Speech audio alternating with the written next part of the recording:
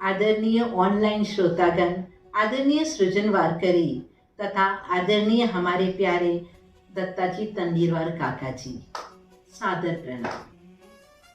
हम सब बखूबी जानते हैं कि कोरोना के इस महामारी के बुरे दौर में भी बाबू आइटम ने चंद्रपुर के साहित्यिक वातावरण को जागृत रखने का निरंतर प्रयास किया है और आज इस पुस्तक का प्रकाशन इसी श्रृंखला की अगली कड़ी है।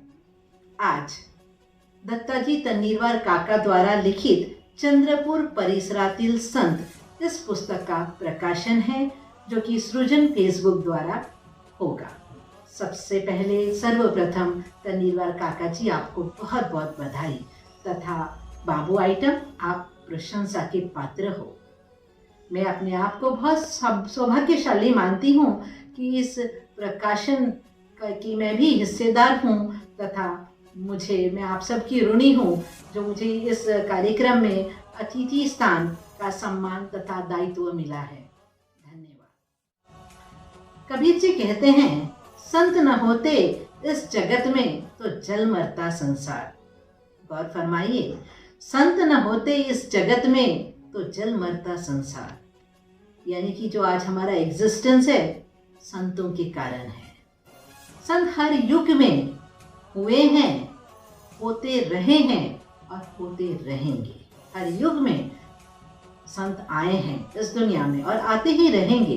बात है पहचान की, और संतों की पहचान इतनी आसान नहीं है। वह केवल और केवल परमात्मा के मेहर से ही प्राप्त होती है, और यह मेहर, परमात्मा की मेहर और संतों की पहचान उत्पन्न हुई दत्ताजी तंडीरवार काका जी इनके मन में, जो इन्होंने ये सुंदर पुस्तक लिख डाली। इस उम्र के सुंदर पड़ाव में इतनी बढ़िया पुस्तक चंद्रपुर के संत उन्होंने समर्पित की है चंद्रपुर वासियों को, जो कि नई पीढ़ी के लिए एक धरोहर है।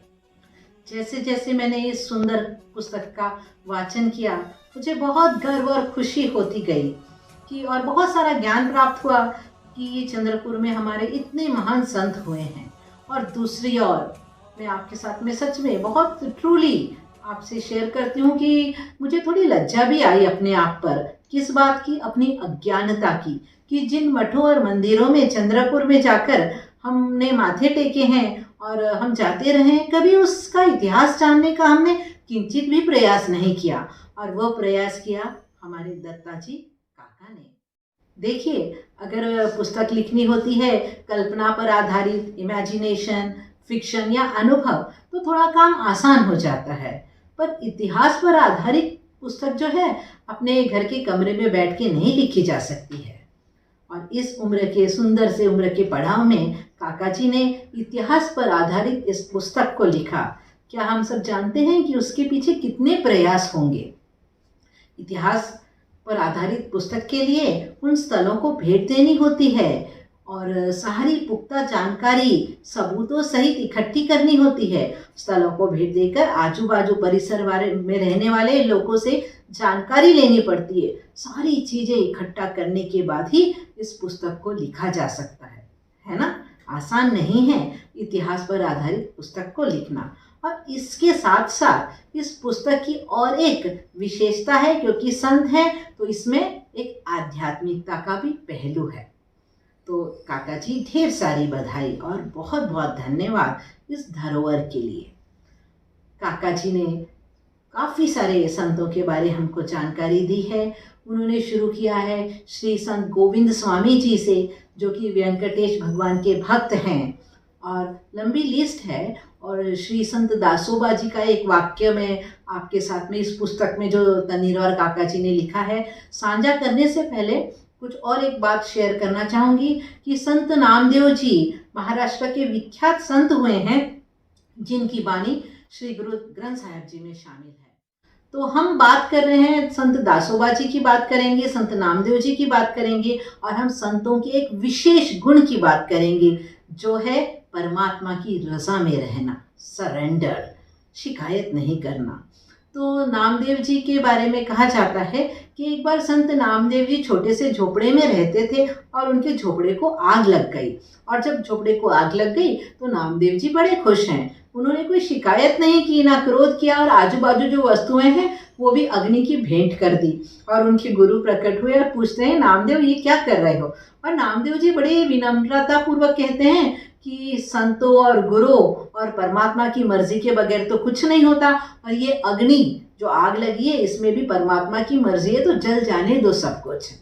और फिर कहा जाता है कि अगले दिन उनका बहुत सुंदर छप्पर अपने आप तैयार हो गया। खैर, तो ये वाक्य यहाँ पर मुझे बताने का जो मकसद था कि तन्नीरवार काका जी ने जो चंद्रपुर के संत में जो दूसरे नंबर पर जो संत के बारे में हमको जानकारी दी है, संत दासोबा जी, उनका वाक्य उन्होंने बताया है कि संत दासोबा जी एक बार बहुत बीमार थे, उन्हें बहुत ज़्यादा ताप, फीवर था और वो कांप रहे थे।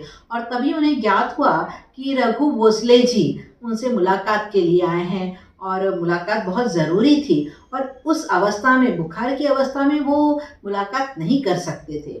तो उन्होंने क्या किया, उनके पास एक काठी थी, अपनी काठी को अपना पूरा बुखार और ताप दे दिया और बिल्कुल वो भले चंगे होकर बैठ गए। और रघु जी भोसले से बहुत अच्छी मुलाकात हुई।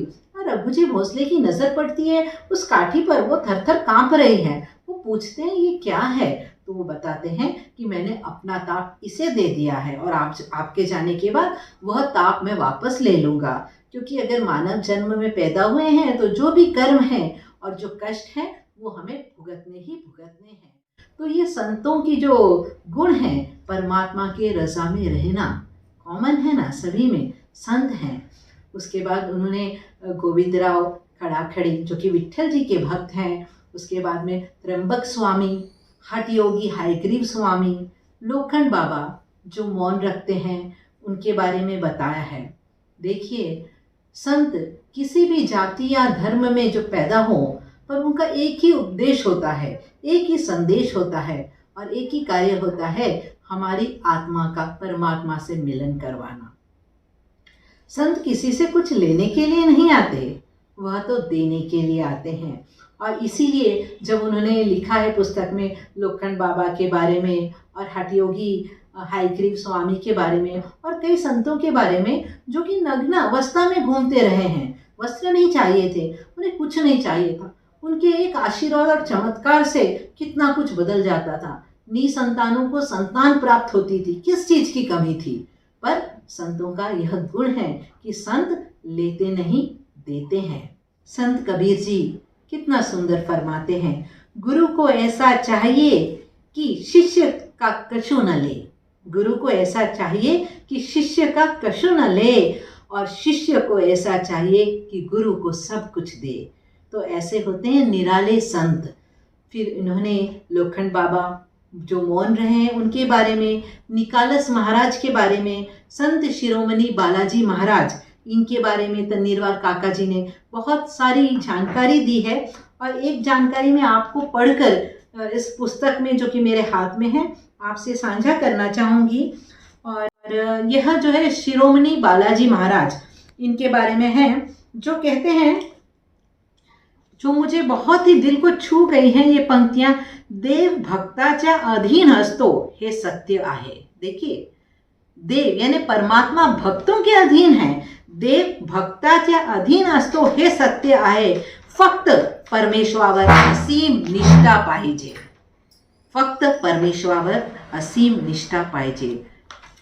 पेज नंबर 40 पर ये सुंदर बात है संतों की जो मेरे दिल को छू गई। आगे बढ़ते हुए ये भी मैं साझा करना चाहूँगी कि बालाजी, शिरोमणी बालाजी महाराज के बारे में बताते हुए लिखा है, त्यांचे मत असे होते की हा देह कोणत्याही धर्माचा असो, सर्वांस आत्मा मात्र एकच, आचार विचार भिन्न असले तरी सदाचार मात्र एकच आहे, धर्मशाखा निराळ्या असल्या तरी धर्माचा मूळ मात्र एकच।